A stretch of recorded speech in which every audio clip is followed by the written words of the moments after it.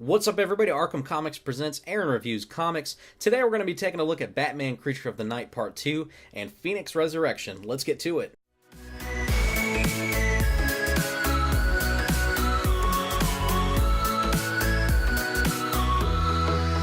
In Batman Creature of the Night Part 2, let's do a bit of a time jump.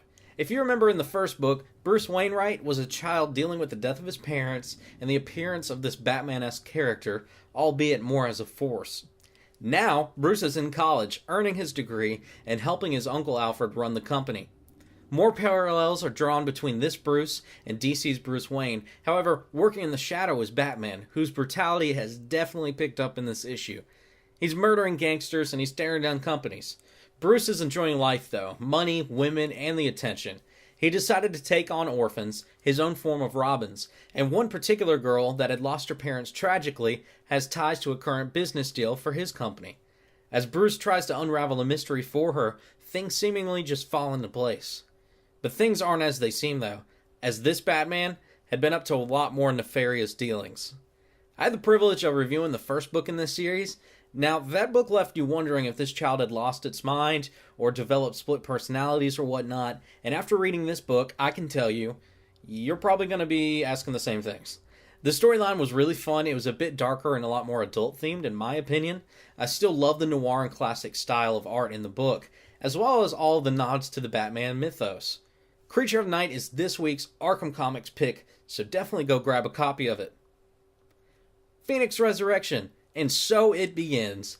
After strange occurrences with hovering, bloodied, but uninjured children, the X-Men set out in 3 teams to try and figure out what these new-to-Cerebro readings could indicate.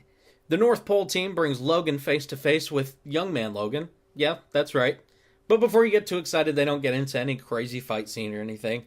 Meanwhile, a second team is fighting an advanced lizard man with the ability to drain their powers. The third team fights an endless horde of baddies that gives us this one awkward moment of Jubilee biting one of their necks and discovering that they're not flesh and blood. Maybe I missed the part where Jubilee is a vampire now? Anyway, a bright light cascades into everyone's view, no matter where they are in the world, where they can see a familiar shape in the light of the sun. We're then thrown from that moment to another location where we meet a nice little waitress who we might recognize. So this opening story is a bit of a teaser, but it's necessary nevertheless. We know what is happening, and the joy of it, though, is that we get to watch the X-Men as they struggle to comprehend it. There are some unlikely team-ups in this book, well, at least for the people that haven't been keeping up with the X-Men lately. The art is great and the writing is solid. It's simply the beginning of what I expect to be a pretty intense story.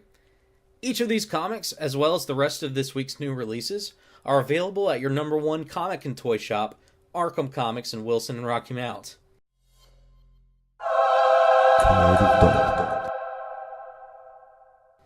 We want to take a second and say from all of us here at Arkham, we wish you the happiest of New Year's. Be safe and enjoy the time with your families, and let's make 2018 a fantastic year.